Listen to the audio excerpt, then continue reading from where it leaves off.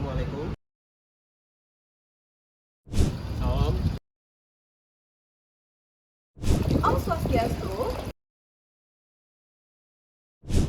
Namo Buddhaya. Salam kebajikan bagi kita semua. Halo masyarakat hukum. Apa itu persaingan usaha? Dalam kamus manajemen, persaingan usaha adalah suatu keadaan di mana dua pihak atau lebih perusahaan yang masing-masing bergerak dalam suatu bidang memperoleh pesanan dengan menawarkan bunga atau syarat yang paling menguntungkan. Nah, persaingan ini terdiri dari beberapa bentuk. Salah satunya adalah ada pemotongan harga, kemudian ada iklan, promosi, dan persaingan dalam hal kemasan desain dari suatu produk. Persaingan yang wajar yang mematuhi aturan main tertentu disebut persaingan yang sehat dan memberi dampak positif bagi perusahaan. Nah, bentuk-bentuk persaingan usaha bisnis ada dua loh. Yang pertama ada persaingan sehat dan yang kedua ada persaingan tidak sehat. Persaingan sehat adalah persaingan usaha di mana kedua pihak bersaing secara jujur dan wajar dan tidak merugikan pihak lain.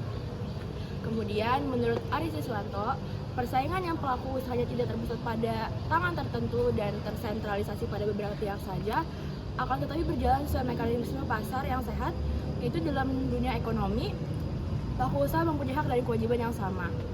Kemudian persaingan yang sehat yaitu dalam kegiatannya tidak ada penguasaan terhadap produksi barang dan jasa baik dari sampai dengan pemasarannya.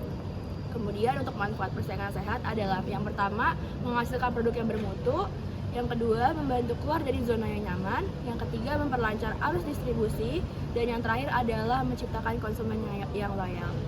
Untuk persaingan tidak sehat adalah persaingan di mana terjadi perebutan pasar antara beberapa pihak yang menghalalkan segala cara untuk menjatuhkan lawannya. Berdasarkan pasal 1 angka 6 Undang-Undang Nomor 5 Tahun 1999, persaingan usaha tidak sehat adalah pelaku usaha yang menjalankan kegiatan produksi dengan cara yang tidak jujur atau melawan hukum dan menghambat persaingan usaha.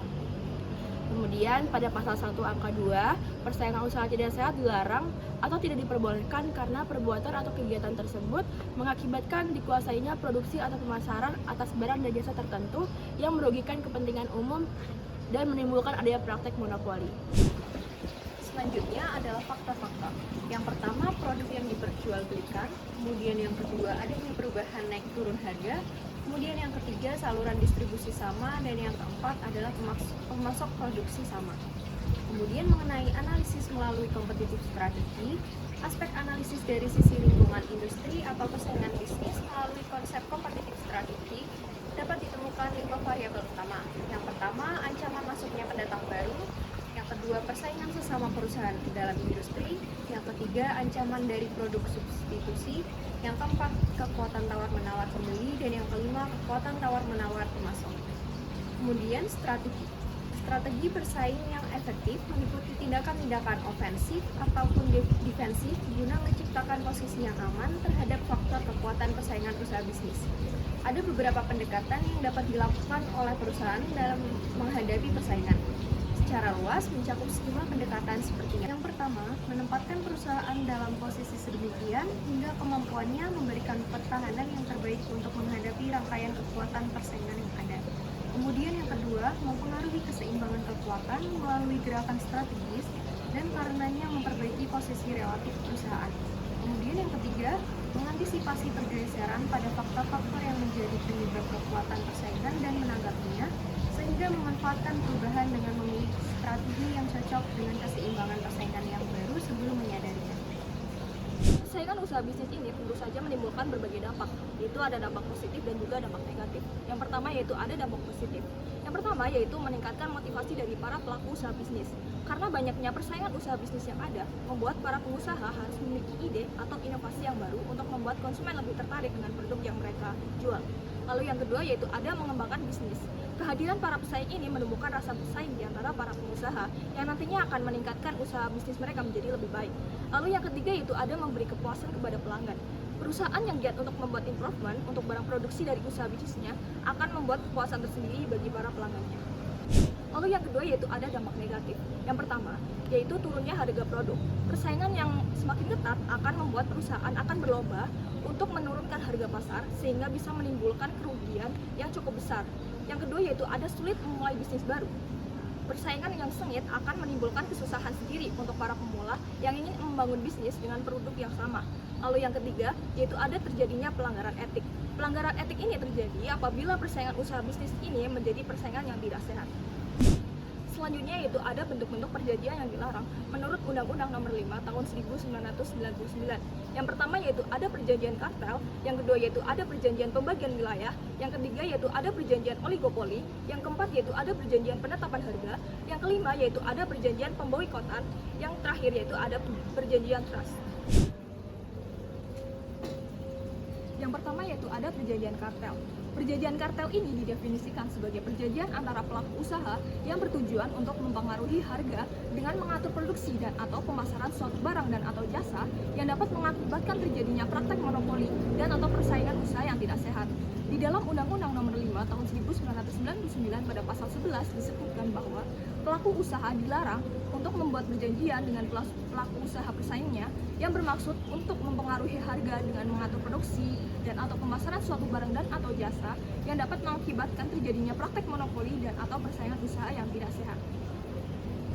Menurut Undang-Undang Nomor 5 Tahun 1999 menyatakan bahwa pelaku usaha dilarang membuat perjanjian dengan pelaku usaha pesaingnya yang bertujuan untuk membagi wilayah pasar atau alokasi pasar sehingga mengakibatkan terjadinya praktik monopoli atau persaingan usaha tidak sehat. Perjanjian pembagian wilayah ini dapat diartikan bahwa para pelaku usaha dilarang untuk membuat perjanjian dengan pelaku usaha pesaingnya dengan tujuan membagi wilayah pemasaran atau alokasi pasar terhadap barang dan atau jasa. Perjanjian pembagian wilayah ini dapat mengakibatkan konsekuensi yang negatif, seperti terbatasnya pilihan bagi konsumen, pengurangan kompetisi sehat di pasar, dan potensi eksploitasi terhadap konsumen. Dengan adanya pembagian wilayah, pelaku usaha dapat mengontrol pasar secara tidak sehat dan tidak rata, yang pada akhirnya dapat menurunkan kualitas barang dan jasa dan menaikkan harga terhadap barang dan atau jasa tersebut.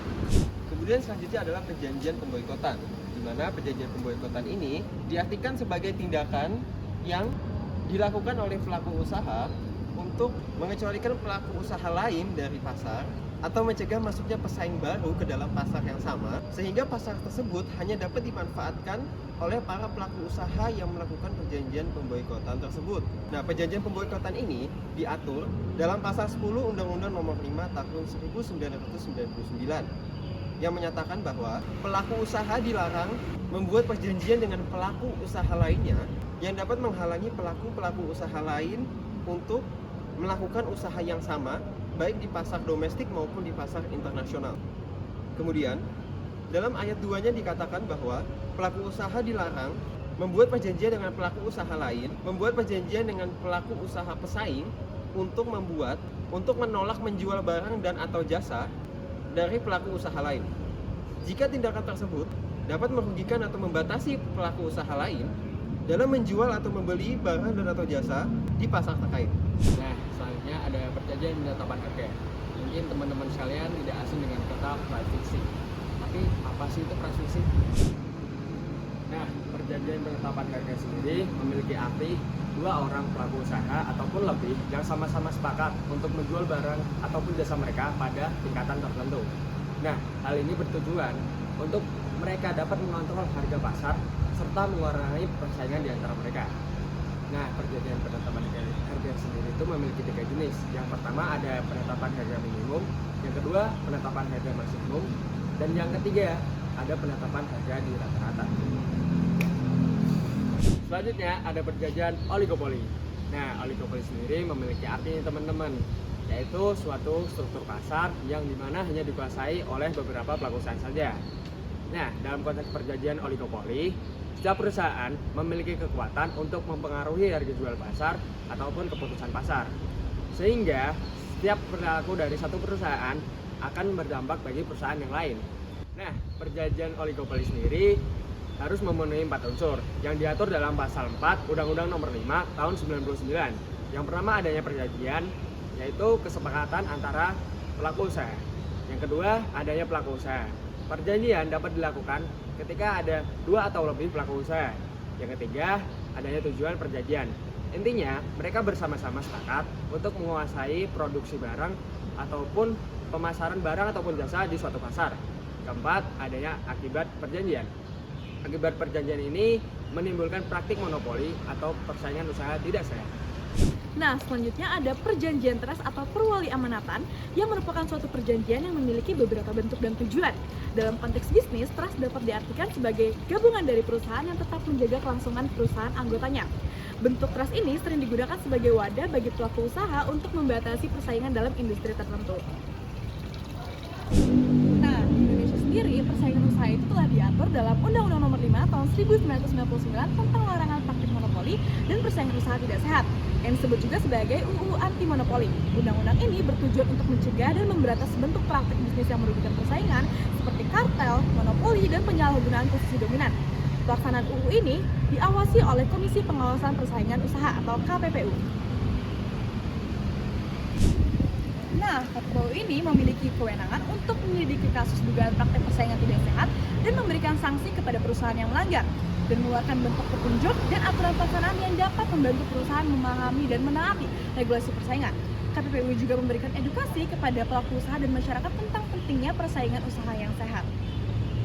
Nah, jadi persaingan usaha bisnis adalah kompetisi dari dua atau lebih pihak sebagai pelaku usaha untuk menawarkan produk dan harga yang paling menguntungkan. Dalam keberjalanannya terdapat dua macam persaingan usaha bisnis. Yang pertama yang memberikan dampak sehat dan tidak sehat.